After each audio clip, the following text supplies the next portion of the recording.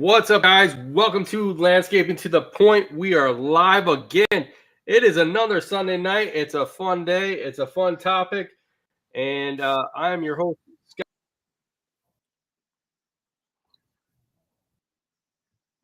Scott, and my guest host, the only one that's a ghost, is Jace. Josh in the middle. What's going on, guys? How's everything going? It's a good week, I hope, with you guys. What's going on?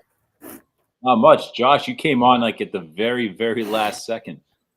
I know. He was like itching to get on. That's probably what he's been doing. He's been sitting there waiting for that exactly 8 o'clock before he jumped on today. I see he's still in the basement. Yeah, he's still in the basement. He's hiding. I don't know why he's hiding. Why are you hiding? He's been there for a whole entire week. I know. Did she kick you out of the upstairs, Josh? I lost the attic. What can I say? Yeah, I see that. Like, must I'm at suck to be losing mom's the attic and dad's basement. Yep, that's Who what are you it kidding, is, right? Josh? You're not building a man cave. You're building a she shed. a she basement. We're gonna have wine So, coolers. been busy, guys, this week. Do you have heat down there or not? Like, you look like you're freezing down there. I just came in from walking the dog, so. Oh, okay. He looks We'll like let you slide, a prepper, like he's preparing for like doomsday. That's what it looks like. Are you prepping? I think he's prepping for the end of the world. With all the stuff that's going on today, and with these tariffs and ICE and all this other stuff, I think he's preparing. He's probably got like those, when you go to Costco, you can get those jugs that like are the packs, like that have for 72 weeks or whatever, or month supply of food. He's probably got like 400 of them in his basement, and he just doesn't want nobody to know. Yeah, but the one thing he didn't prepare for was good internet connection. Yeah, he's got no good internet connection. I mean, shit's gonna go down, and he ain't gonna be able to hear anything. Oh, welcome everybody. If you're listening or watching us, thank you for watching us on Instagram, YouTube, anywhere you're watching us. Thanks for listening to us too. We've got a great topic this week. This is a very interesting one. Josh thinks it's because of, all the snow in the winter, but I don't think it is. The hot topic is ice. Josh, what do you think ice is? We're going to go with your definition of ice. As soon as he finds the internet connection, he's losing his internet connection left and right. Yeah. Right. He's jumping on a different call. We got 14 different Joshes on. I'm all over the fucking place. So what does ice mean to you? The shit that you put rock salt on? Ice cream. Ice? Like the ice raids that are going on right now? Like, I just walked into a conversation I don't know about. What the fuck? The ice that's going on. The hot topic, ice.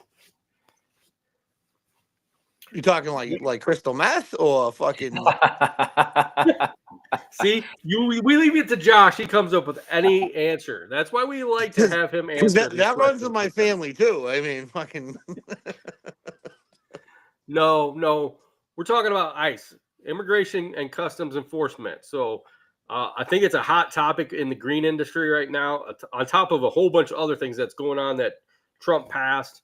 I feel that it's gonna affect a lot of lawn companies, because I know there's a lot of lawn companies that have immigrants that come up that, they pay for their visas and stuff and work them during the summer. Do you feel that it's going to affect a lot of companies also, or what's your thoughts on it, Josh or JC? It's going to affect a lot of things. It's the whole agriculture industry in general.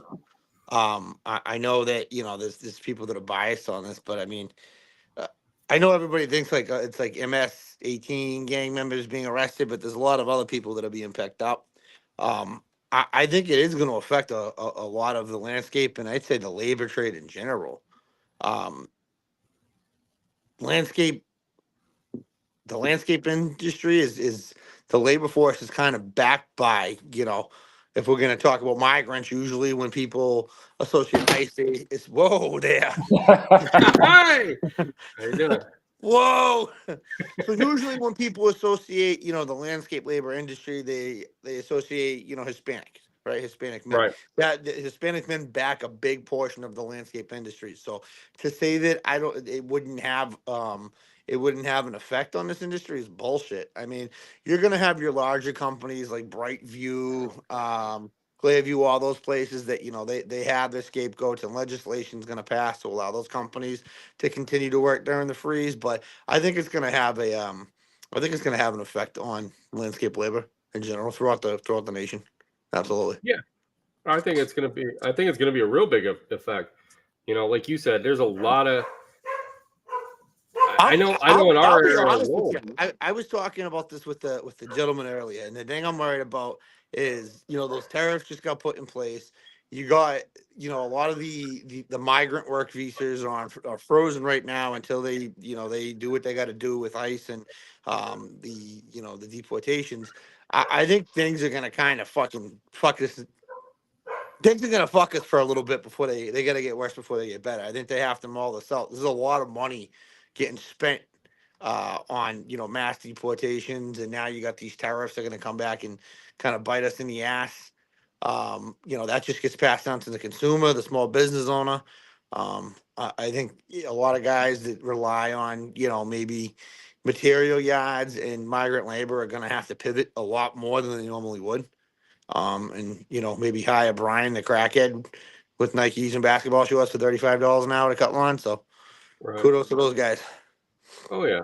I think it's gonna make did like you said, it always gets worse before it gets better, and I think that's what it's gonna be. It's just gonna be a lot of changes in things this year. I think because of what all he has put in place already, and we'll see how it goes from there. It's definitely going to be one of those things. I mean, we kind of already went through this once with Trump, and I think we ended up really in a better position than we were. But who knows how this one's going to go, right? Look, I've been through like 4 or 5 presidents, and I'm still kind of poor, so nothing's changing me. You're I still don't here think doing though, much for, right? they're not doing much for me. Yeah, yeah. I guess so. I mean, I feel like they kind of always there's always something that kind of screws us as business owners in some way or other, and I think that's one of the things you got to get used to is when presidents come in. So The one thing I've come to realize is a grown ass man and a business owner. Uh, Politicians, whether it's Obama, Biden, Trump, they're not for the middle class business owner, working man. They're for those poor people, for those rich people. That's really who they affect, and they work off the backs of the working man. So not to be like fucking anti-government or nothing, but right, I think we fucking paid the price for these presidents, and I'm not a fan of any of them. I'm not on a side. I don't like politicians. I don't like politics. I think it's all a crock of shit. I think they tell you what you want to hear, and I think small business and mid class citizens that make a single man making over $80,000-$100,000 a year is paying the price for it. right, right. Do you think there's going to be more stuff that's going to go into effect? I've heard some weird things like they're going to get rid of the IRS and all that stuff. Do you think that would go into effect? Dude, And Here's the thing. Biden and Trump both made a ton of promises on both their terms, and both of them lived up right, for like a third of it. They're not going to get the IRS. They're not going to get rid of it. It's their fucking cash right, cow. They might downgrade it. Now remember, he got rid of a few things in his last term, and the first 2 or 3 years of Biden's economy was kind of the result of Trump's economy, and then the same thing with the Obama going into Trump, and now the Biden shit. We haven't even felt the effects of the Biden economy with all the fucking money he gave away on fucking foreign wars and shit. So I mean, I think you need to look at middle class America, and really, like, if we're the people that run this country and fund this country, like how do you take care of that? Because again, right, like the way that I was taught is like when you have people like in urban settings or low income settings, like those people aren't set in those areas and those programs to get ahead. They're set to be in place, and obviously that's a purchase vote, and then the same thing with like upper class wealthy. That's a purchase vote. Things are done and put in place to keep them there. And then you got us that we're sitting here fighting each other over 2 grown ass men that don't give a fuck about us. you know, what we do. So I think, again, at the end of the day, you know, Right. you live your life by your values and your means, and you know, do the best you can, because these politicians don't give a fuck about you. Right. Right. And I think that's what I think we all have to do is kind of just try to get by the way we have to and always know how to. And like you said, politics sometimes comes into a factor, but I feel like as business owners, you know, you need to take care of your own self first before you worry about politics sometimes, you know. So Starts on a local level. You're not going to change the world by supporting the president. You'll change the community by supporting local leaders. You know. right. Right. JC, what's your thoughts? So I think definitely with the immigration customs enforcement, it's definitely going to affect not just the green industry, but all industries. But it won't affect, and this is just fact, it won't affect those with the H-2-1 visas already in place. So Right. I'm sorry, H-2A visas already in place.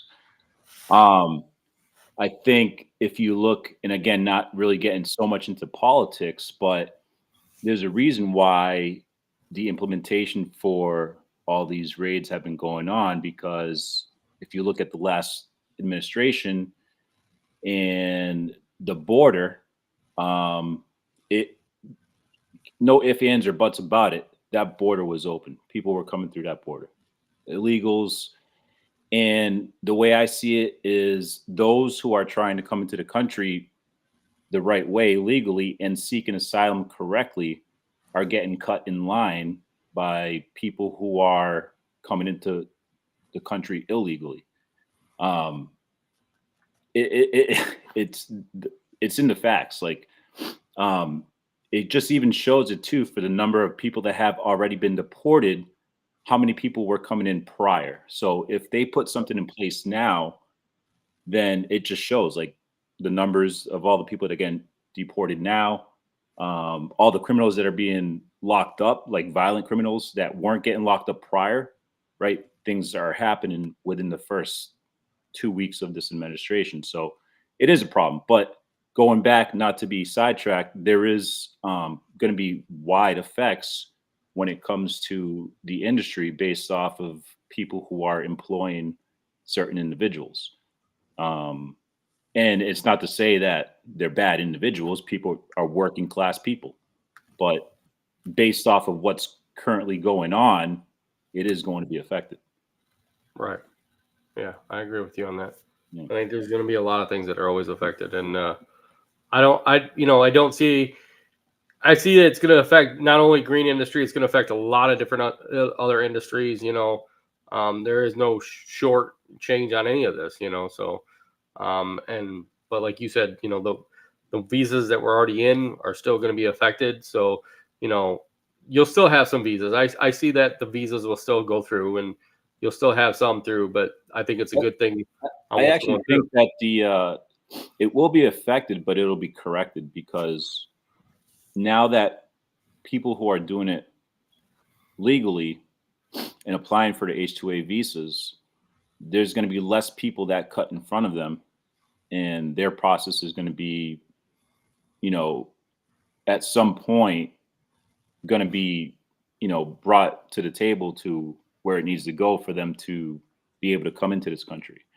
If there's more people, if you're at Walmart and you're at a register and there's 10 people that cut ahead of you, you're not going to get to the checkout in time. Right. Whereas if you're waiting and there's less people cutting in front of you, you're going to be able to check out a lot quicker. Right. Yeah. That's a good way to put it. What do you think about the tariffs now? I mean, the tariffs with Canada, Mexico, I think, is it worth it that we do the tariffs? And I want to see the incentive for the American manufacturer. Listen, I believe in American made. And I get why, like, the options there for Chinese here. People edge to the Chinese shit. And I'm using Chinese because that's obviously the cheaper option when things are right. imported. But like, Yeah. there should be a bigger incentive for like domestic manufacturers, like that people can fucking afford it, or like an incentive for them to like allow people to come in and maybe like a rebate program, because it's like it's still expensive. Like, I like buying American made. like if I could do 100% of the time, I would, but it's not feasible all the time. Like you're Right. gonna do every part in your car is American made. Even on a Chevy truck, it's not what it is. I just want to see it benefit the people that manufacture here. Yeah, it'd be interesting to see what happens. Um, yeah, I just feel it's going to make a big difference. I think some things are going to go up. I was watching something earlier that some guy was saying, go to the grocery store and get everything you can before it all goes through because, it's going to affect everything. And it was just kind of funny because we just came back from the grocery store a couple hours ago and like just certain aisles, you're just seeing nothing there. And you're like, why is people panicking over this? It's just a tariff. We've had these tariffs before. So That's a capitalistic nation because, like, regardless of tariffs, like that's just inflation. Like that's the thing. Like certain levels of capitalism, they can play with that. All of a sudden, like the bird flu is going on, so you can't produce eggs. So now eggs are fucking 19.99 a fucking dozen. right. A lot of bullshit out there. And people read Yeah. into bullshit. Yeah, but Yeah. it's like I don't see the point of going out and buying tons of shit just because everything's going to go up. Even like you said with the bird flu, you don't have eggs, so when eggs come in, people are just ransacking eggs. Like, are you literally gonna? I seen a thing on Instagram. Some guys went through Costco and the eggs came in, and people are buying carts full of eggs. Are you literally gonna eat 14 dozen eggs in a week? Like, why do you need that many eggs just because they're out? I saw that video too. I think that was I think a lot of that is businesses that own restaurants that are trying to decrease the cost of their eggs. So like they're buying them in pallets at Costco because it's cheaper than their distributors that Yeah. are selling it to them. So I think that like a lot of those videos that you're seeing like that when it comes to like people like buying the eggs and stuff. I think it's like small businesses that are doing those things that like maybe a mom and pop restaurant or even a bigger restaurant too, just to Right. save on costs. But I Yeah, mean, I a know. lot of that, obviously, right? It's because of the whole bird flu thing. I think they ended up killing like somewhat millions of chickens and hens and whatever to try to mitigate more people becoming sick with those contaminated eggs and whatnot. So that's why the price is up. And it's going to come down at some point. Those eggs aren't Right. going to be $15 a carton for long. Not that they're $15 right now, but you're right. Everybody's panicking. It's like COVID. They bought toilet paper, because there was a rumor that China was the biggest manufacturer in toilet paper. That's why toilet paper was the first thing to go. But it just kind of shows the lack of common sense that people have because go shit in the backyard. I don't need Right. toilet paper. I need food. Right. Yeah. Right. But Yeah. they'll have tons of toilet paper. It just doesn't make sense sometimes. On some of the stuff. I mean, like I said, walking through the grocery store today, there was stuff that you would think that wouldn't be gone, and it was totally gone. And you're like, really? Why did why did you get all that stuff? Who's going to use 40? One of the things was chicken broth.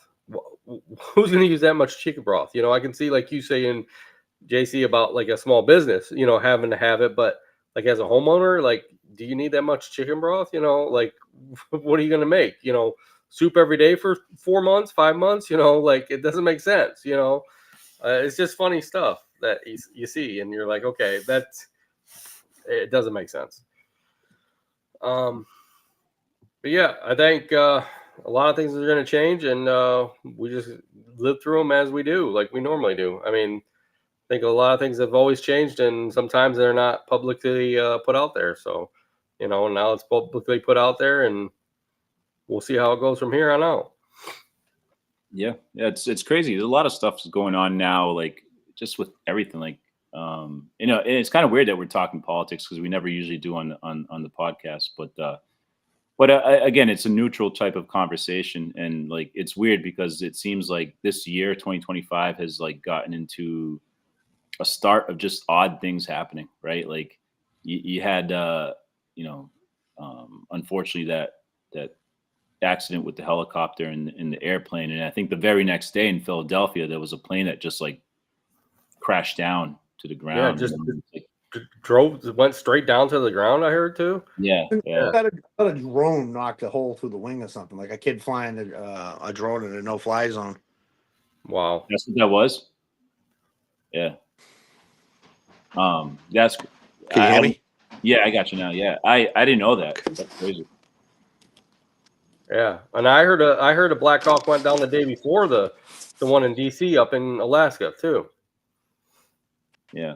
You know, Yeah, so a lot of odd things are happening. But again, like it's just kind of like what Josh said. Like whenever there's a new administration, there's always like, just instantly new conflicts and confrontation and questioning and all those things. But it's even the last administration, even like whatever side you're on, like there's pros and cons to both. Like you can't just say that there's 100% negative things from one administration over the other. But and you're right, the middle class suffers, right? The middle class is like in the middle of that tug of war, and both arms are being pulled left and right. And you're feeling the pain. One side wants it, the other side wants something, and you're in the middle, stuck in between, kind of feeling that. But I do think that agree with Josh about like voting local politics, because that's where politics starts. It's based off of the local community, local government needs, and that's where you're going to feel the effects of your life, like your daily life, your daily routines, your the things that your taxes on your water bill, your electricity, your utilities, all those things, right? Public services, your potholes being fixed on the street, like all those things are what's going to really affect you. But in the long term, those small politics, kind of go towards the bigger politics down the road. But you're not going to be really Your feeling vote a lot. counts.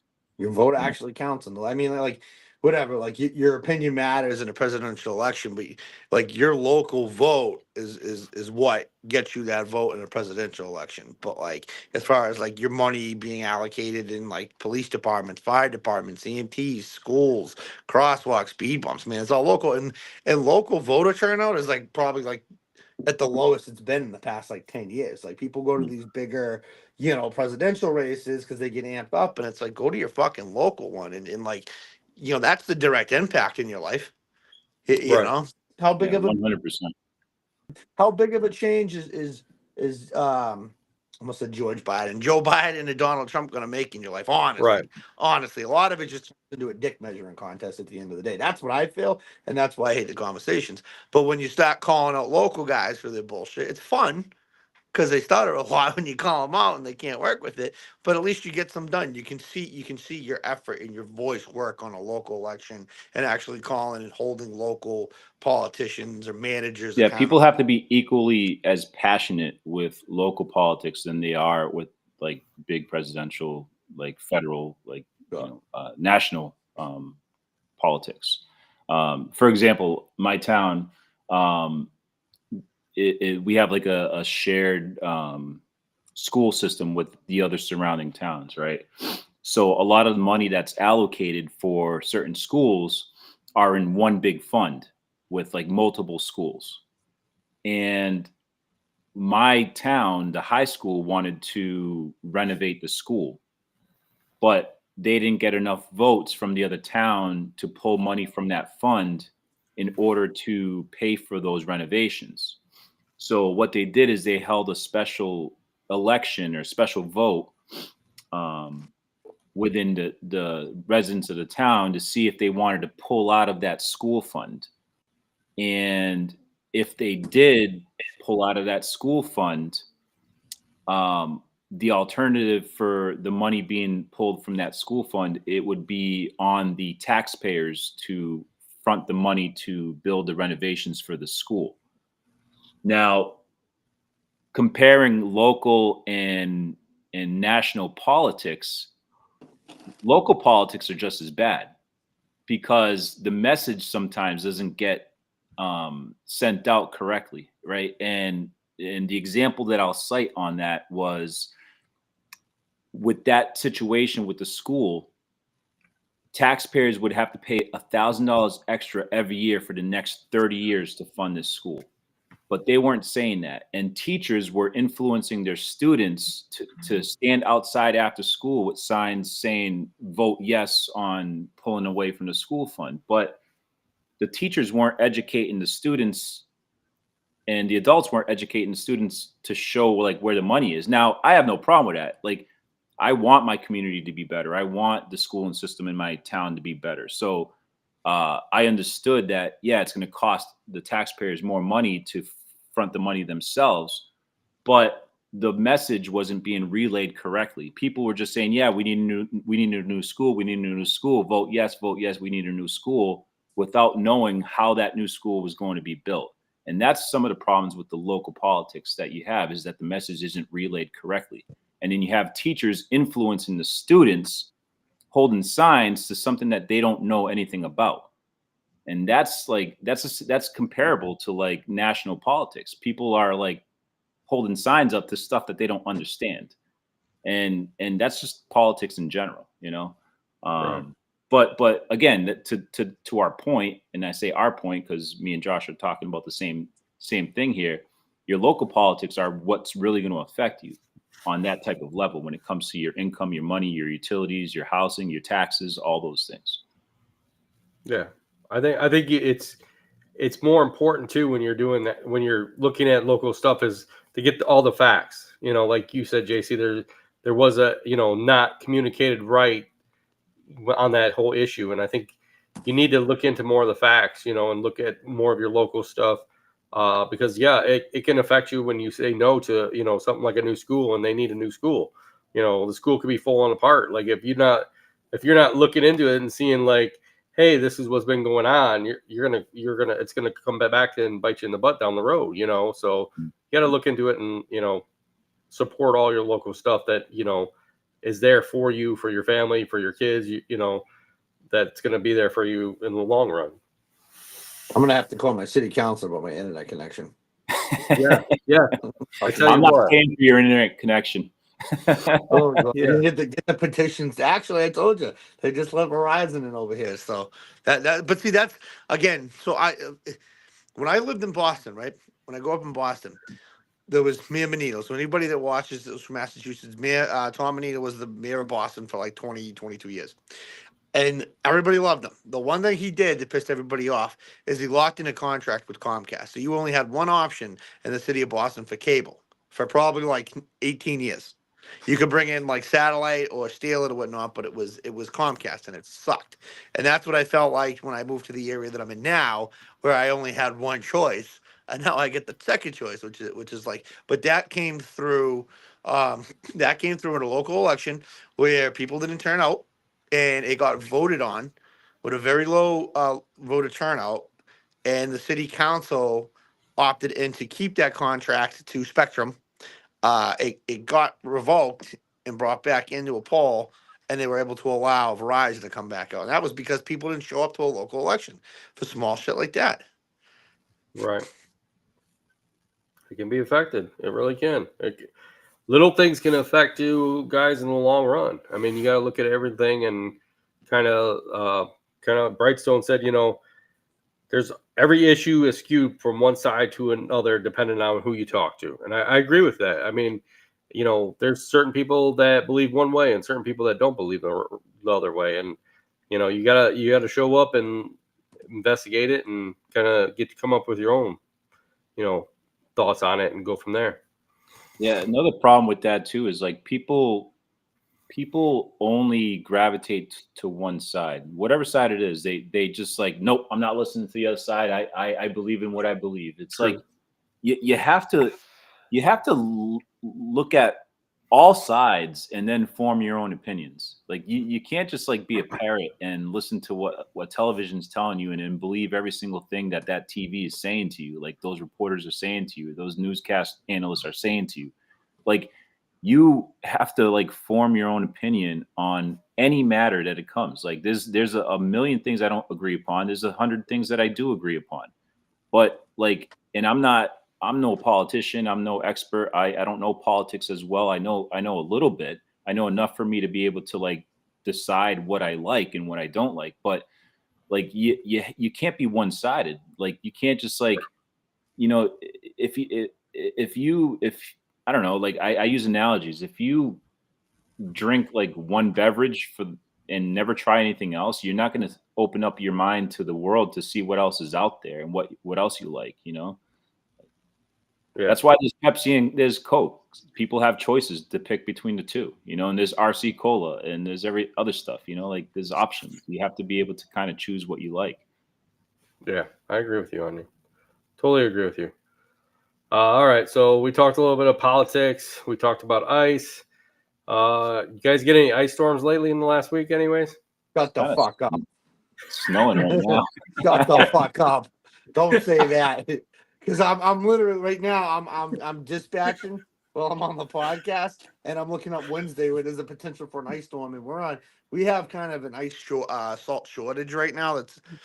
There's been rumors throughout the industry there's going to be some salt shortages this season, and we're starting to kind of see that effect right now, where like we have some middlemen we buy salt from that they were told that the boat that they bought the guy from is in the contract, the actual shoreline or whatever you call it, took the boat and is basically they have first right of salt off his boat, so they pay him the cost of it and pull it back. So we're running into some issues. We just actually read up on some half loads last night because we went through a shit ton of salt over the weekend. And actually, I'm watching the radar right now. There's a storm running through. I probably have to get out of here after the podcast to go catch up with. But it seems like it's going to be the same thing. 1 to 3 for 16 hours. It's snowing right now where I'm at, Josh. Yeah, why I ended up jumping off. My foreman had called me and was asking me if it was snowing down here. So yeah, it just came through our area. Yesterday we had ice. We had snow this morning. So yeah, it's coming your way, guys. It's definitely you're gonna see a lot of it. Hopefully, just like I hope you guys can get some salt. I mean, I know it's an ice shortage all over all of us northern states, and I hope it works out. I really see it it can always affect us when there's a salt shortage. So look, I'm seasonal heavy, so I'm okay. I don't need the ice. Like I'm good. You just want the snow, right? I don't even want anything. I want fucking rain. Well, it's supposed to get warmer, so hopefully it gets warmer soon. But the groundhog says we got 6 more weeks of this shit, so get used to it. Was today Groundhog's Day? Yeah. Yeah. Yeah. He saw his shadow, so you guys are screwed. You got 6 more weeks, buddy. 6 more weeks. I look at it like this: Massachusetts widespread. So we'll talk from central to eastern Massachusetts. I think we're at roughly like 16 inches for the season, and February is usually our core month for the bulk of our snow. But like when you look at the long range forecast, man, I don't know if we're even going to come close to like touching like the 3-year average, never mind the 10-year average. Like even with this one, like I would show you as a computer screen, but it's not going to work. It's like this was supposed to be on the higher end, and just probably about a half an hour ago when the models came in, this got downgraded a little bit and kind of pushed the heavier stuff out west. I mean, there's some heavy bands, but even with this and like 3 other storms being out like 6 inches, I still don't see us getting to like close to our average. It's crazy. Wow, that is crazy. I feel like this year has been way down on a lot of us. So Do you think this year has been a little bit more or less than last year? It's for me, for my business, it's been active. It was more active earlier. So if I take in the whole season from November till April, and let's say it ended today, right? I'd Right. say we did similar runs, but earlier. So we don't really go out that much in December. Typically, it's like maybe like one salt run in December, and then we start doing a few salt runs, maybe like a borderline scrape that we'll do for training purposes in January. And then like from like January 20th down to like the end of February is usually when we're like, all right, this is go time. Like, let's get rolling. Like I know we have tonight, we had Friday and a Saturday that just passed. That was a fucking nightmare. We had ocean effect snow on that, which I'm like, what are we fucking Michigan now? Fucking We had that. That was mostly coastal. I don't think that we didn't really get anything in the section that JC and I live at. We got like a dusting, but out in the coastal area, we got about a couple inches. We have the one tonight, which is supposed to be 1 to 3 on the coast, 2 to 4 inland, and then supposedly Wednesday now 1 to 3 with an ice storm right after. So, I mean, if you put those, that's like maybe another 5 or 6 inches. That still only puts us at about like 24 inches widespread for the season. So that's Actually, weak. it's more than I Yeah. thought, though, because for some reason I had my mindset thinking that it was going to be a mild winter, and just based off of last year, like I don't know, it's been like that for the last few years. I don't think we Yeah. really had like a really harsh winter in a long, long time. But we still get our averages. But the difference is we usually get them in less storms. So like last year we had like our first storm was an 18-inch storm, and then we had a 6 and we had a 5. This year it's like, quarter inch, half an inch, 3 inch, 3 inch, 3 inch, 3 inch. So it's spread out. For us, our plows are down, but our salt usage is up, like way fucking up. Like I put it this way, we're not in our course. Like we're just entering the main part of our season, and I've already blown my salt budget out. Dude, isn't it But crazy though? Like in the 90s, like it seems like every time it snowed, it was like a blizzard. yeah, like I don't want to sound like I'm fucking boomer, but yeah, I remember like going up with my friends, and it was like like shin high or knee high, and running around. It feels like we might get those every couple of years, and if we do get them here, it's like they're so like the water content is Widespread. so high in it that it's like it's just matted down. Like you don't get that. Like we don't get like this is the first year I remember it being this cold. So what's funny is the beginning of the year, I bought about 100 tons of straight salt, and the reason I went with straight is because I go for the past 3 years the temps when it's snow are not cold enough that I need treated salt, so I can save that $20-$30 a yard and just buy the straight salt and bury it on those few instances where it's like way under freezing, because typically our snow mark is usually 28 to 35 degrees, and it'll stay 28 for a couple hours and then warm up. And that's why we've had such a fluctuation in snow totals, is because they'll call it based off the temperature being so cold, and then it usually stays right hovering at that freezing mark. um Go to fucking figure, this year it's been in the fucking 20s and the teens every time it does something, and my straight salt went to shit. So now we're just using treated. But yeah, even with the treated, man, we're still up. But our saltings are up, way up, just because of like the amount of like quarter inch, 1 inch. You can't really. It's fine snow, so it's like you can burn it off real quick. Scraping it sometimes does the job, or if you want to just knock it out real quick and save some payroll, you burn it off. But the salt usage is definitely up this year. Dude, when's the last time you saw people have to shovel out their car? Like I haven't seen that in a long time, man. Dude, I'd say here in Ohio, it's been probably 3 years. 3 to 4 years probably. Like struggling to shovel their car out. No, Yeah. like Scott, you gotta have to understand over here. Like, so, like even like when I was younger in the city, what Jensen's Right. talking about, you could go out and make $100 as a kid. You're working at it, like you Double need car digging, off, yeah. you need digging shovels, but like you'd have to find the car. Like you don't Right. get those anymore. Like it melts off. No, right there. I would say, yeah, that's been like to really get into like, into like getting deep snow like that, like you're trying to talk about, JC. I agree with you. It's been like the 90s, or maybe, 99. I mean, the first company I worked for in 95, before I started my business, I mean, dude, it was nonstop snow every day. And it wasn't these, like Josh is saying, quarter an inch to 3 inches, it was 12 inches, 2 foot, it wasn't little stuff. I agree with you. Back then we had a Let me lot see this. of more snow, so yeah, it's definitely a lot more, Whoa, your face just got bigger. Yeah, what did you do there? I'm trying to see if I can put my. I don't know if you guys can see this. Okay, I Right? see a model. So you see the model, right? So this is the map. I know it's reversed here, but if you look, so this is Boston right here, right? So when Jensen and I were younger, that snow cutoff was probably about right here, right? Okay. So anywhere north of Boston, so Worcester over here, Boston, the low area, you get buried. This snow belt, just in the past, I'm gonna say 10 years, has slowly done this. So if you see Nashua, New Hampshire, this is probably about 15 minutes over the Mass border. This is really the heavy snow line now. where most of that heavy snow stays north of Nashville, like into the Manchester area, and the cutoff. So like even like Worcester, Mass. Like growing up, that was like you'd hear Worcester, and you'd go, oh yeah, like that's ski county out there. Like they get all the snow accumulation. It would be buried. Barely anything else there now. So that line has pushed back. Now what we're getting a lot of is we're getting a lot of these Northeast Canadian storms that come, these Northwest Canadian storms that come down, clip us. That warm air starts pushing in, and we end up with like 1 to 3 just in this general area right here.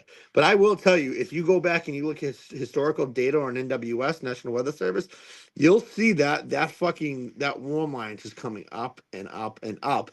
And there he is by, let's call it 2040. That snow line might be up here more towards like the northern Vermont, mid-Maine line. Okay, so Josh and JC, what is your average? I think you said earlier in this year, your average is what, 50, 60 inches a year? Josh would know better than me, man. But yeah. So historical averages when they go off like a 10, 15 years should be around like most contracts are written up for like 50 to 60. But if you were to break that up into like a 5-year average right now, I want to say honestly, I think we're at like 47.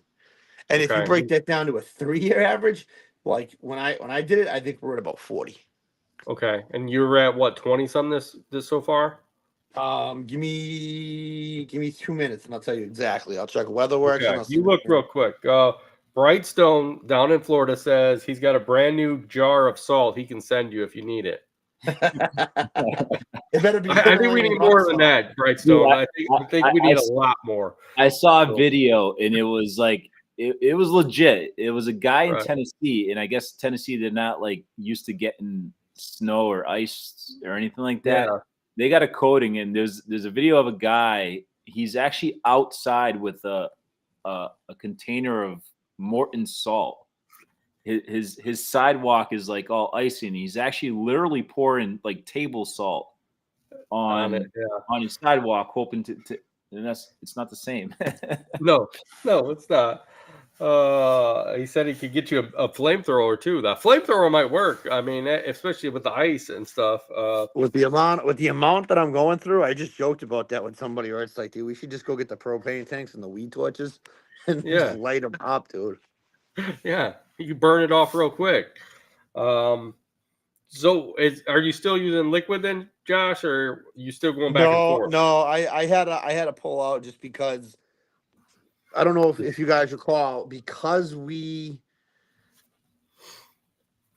only pre-treat, it was taking up way too many resources to not have a salter. So we went out and we bought a new Boss VBX for that truck.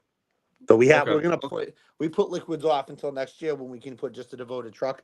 We just have too much acreage to handle, like during mid storms or after storms to pre-treat, and to post-treat. And these storms have been lingering out to the early morning hours where we have to have things done, and we had to pull it off. And we're ready for it, but we have to have that devoted truck. So we already have a truck that we're going to outfit that's just going to be brine next year. That's good. I mean, that way you can go back and forth, especially if you're just pre-salting for it. I think that is probably better instead of having to switch back and forth and stuff too. Yeah. Yeah. Yeah. I think it makes a lot of sense that way. I mean, I see a lot of companies up here. There's a couple people that do brine, but a lot of them they just stick straight to salt because they don't want to have or don't have that devoted truck that they can just switch back and forth, so they want to just keep it as a bulk spreader and, or a VBX and just go at it, so. So I'll give you right here. Okay. So as of today, okay. We have a big bandwidth of what we cover. But just to give you an idea, we cover just outside, like literally right outside of Boston and Cambridge, 15 inches for the season so far.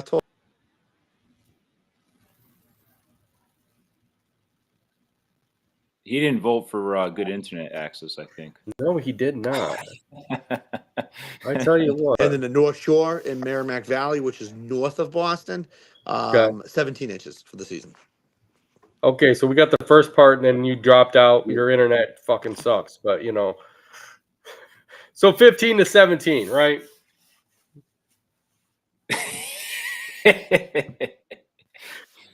All right, you're back now. You must be hitting something wrong on your phone, but you're back now. Oh man. Yeah, so essentially I have my weather work measure sites from essentially city of Worcester, city of Boston, city of Lowell. And just in that triangle there, if you looked at a map and saw what each one of those cities is, it's about 15 to 17 inches, which Jensen, you can say, 10 years ago, Central Mass, Worcester West would be double that amount. Yeah, Right. and Yeah. then Northern Merrimack Valley and over Lawrence Low, where we have accounts, same thing. They'd be on that tail with Worcester. So like right now tonight, City of Boston, maybe a coating to an inch. Lowell, maybe 1 to 2, 1 to 3, and then Worcester, maybe 2 inches. That used to be a big difference back in the day. Where like I remember being a kid, you'd see that line of Worcester of like 22 inches of snow, and you're like, move it east, and all of a sudden it would drop in east a little bit, and the city of Boston would pick up, 14 inches or something. Here in 14 inches now, it's funny because like you hear like all these guys on like the snow fighters page, like, oh yeah, the Northeast could do better that in fucking Tennessee. And I'm like, dude, I don't know. I'm like, we get a dusting now, and like the congestion and traffic everywhere in Massachusetts is ridiculous. Where I think we're getting a little soft with like our ability to do anything in the snow now. It's a younger Right. generation. They can't drive in the snow now. Yeah, man, Yeah. it's bad. Yeah. Like, it's like, Bro, It's totally like I bad. want to throw something out there. So like talking about snow and talk about the 90s, I just remembered like and we're gonna age ourselves, or I think I'm gonna do that for all three of us here. Just a Remember little bit. when it would snow? I want to ask you guys. I know the answer. I want to ask you guys. When you were a kid and you had to figure out whether or not you actually had to go to school that day for cancellations, how did you find out? By what means? Oh my gosh. Ours was radio. I mean, the news came on, but my news station didn't come on till like 9 a.m. Yeah. So literally, you had to sit there and listen to the radio, or or you had to. I had to call. My parents also had to call a number too when I was younger. They had to call this 1-800 number and find out and sit there on the phone for 20 minutes waiting for every school to go through. This one is closed. This one's delayed. This one's closed. My parents be like, come on, I just need to know my son's school. I don't need to know 40 other schools in the area when they're going to come pick up. Yeah, we had, I mean, isn't it crazy? Like we had the same thing. We had the radio, and they would say the towns or the cities in alphabetical order. And us being W in Worcester, we'd have to wait through the entire list of all these cancellations and stuff like that. And there was a city line number, like for our city, same exact thing, where you'd call, it'd be an automated line, like you'd press 1, 2, or 3, whatever it prompted you to do it, and you'd have to listen to that. So like, yeah, like if you were late to the radio, or like you just be sitting around trying to figure out if you had school or not, and then it was just the best, like when they called your school. That you had it canceled, and it sucked when you heard all the other schools get canceled, but yours only had like a 2-hour delay. Oh yeah, that always sucks. 60-minute delay. Yeah. If your parents are cool, they just keep you at your house, like all right, yeah, you don't have to go to school today. You know what discussion they've been having that reminds me of is, so back then, right, the 90s, you figured technology was still evolving back then, but like we had the thing where like, oh, they cancel school for 1 to 3 inches. It's like they used to cancel. So I remember always having snow days back then, but it would always snow when they said it was gonna snow. Right. You didn't have, I don't remember ever having like a snow day and it didn't snow. Why are they so fucking bad at forecasting snow in 2025? And they did a better job in 1998. It's like now, it's like, okay, you're going to get a coating to an inch. We're going to delay school 2 hours, and then nothing happens. Right. Yeah. It's fucking ridiculous. Funny. I think it's more about the weathermen back then, dude. I feel like the weathermen knew somehow that it was going to snow. I mean, literally, our weatherman at that time was called Blizzard Bill, and because he predicted the blizzard. Literally went out like was 2. So literally he could say it's gonna snow tonight, and it would snow, and he knew it like literally a week in advance, like, oh, it's gonna snow in a week from now. And you're like, no, it's not gonna snow. And then the next morning you'd wake up and you'd be waiting for that, find out if your school was called, I got 2 points. I had when we lived north of the city. Man, they would wait till like right before the bus picked the kids up to call, like literally like the last minute to call it. Back then they called Right. it earlier because they would say, okay, if they're saying 3 to 6, we're gonna get 3 to 6, and you got it. And they call school a lot now, and like nothing happens. And that's when people are like, oh, the pussification of America. And I'm like, no, you know what? Just like we need to hold politicians accountable, we need to hold meteorologists accountable and be like, dude, Right. for 150 grand a year, like what the fuck? Like you figure like Tesla's building fucking robots that can fucking Right. help you at your fucking house, but we can't forecast fucking 3 inches of snow coming. Right. Dude, 2 points. All right. So the first one is when we had school canceled, it was because it was, like you said, it was snowing. Like we would still have school if it was like 2 or 3 inches. They wouldn't cancel it on that. Like we'd go to school. I have a theory as to why school cancellations were more accurate in the 90s than it is now. Is because now with the advancement of technology, it catches everything so sensitively that they're like, okay, this looks like snow patterns here. Back in the 90s, their technology wasn't as great, so it wouldn't be so sensitive to finding on the radar like what's actually coming in unless it was something really big. So that's my theory. I don't know. I can't prove that, but I think it may have to do with like having too much technology behind that. Right. It's bad. Like It is bad. like I have 3 paid subscriptions I use, and I don't trust them anymore. Right. Like I just don't, like, now I literally sit here and I look at the different Doppler radars. Tropical Tidbits has been kind of a blessing for me, where it's not user friendly as far as understanding it, but once you figure it out a little bit, that seems to be more accurate for future casting. I mean, now we've kind of just, my company, we've been doing now casting where we get an idea that it's going to snow, we go out and we wait and we push it and see what happens. I And we, think I think Josh is going to resort to like old Native American Indian like weather prediction. Like he has like a stick and he's like trying to find water, like with the points and stuff. Definitely. Okay, well, we're getting close to the end. I know Josh has got to go out and he's got to salt. I salted this morning, so I'm good. So, but Brightstone has a joke of the week because he hasn't been on in a while. The joke, he says, "What do snowmen eat for breakfast?" what? Frosted flakes. That's what. Boom. That was a good one. I like that one. That was a good one. That's Brightstone. the 3 Thank star. you, buddy. The 3-star. Good Yeah, job. good. Yeah, that was a good was redemption good. from the last one he gave us, which was Yes, it was very good, Brightstone. So I just want to thank everybody that's watching, listening.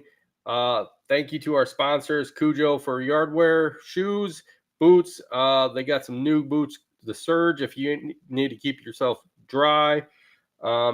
There's also Pro Parts Direct, which if you need some parts, they're looking to hook you up, and it's always a good thing. So definitely check out the podcast wherever you are at, listening to it on Apple, Spotify.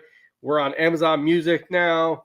We're all over the place. So definitely check it out. Definitely check us out. Leave us a comment, like, all that good stuff. Thank you guys for listening, watching. We'll be back next week, and look forward to this month. We got a lot of guests coming on, so get looking for that. So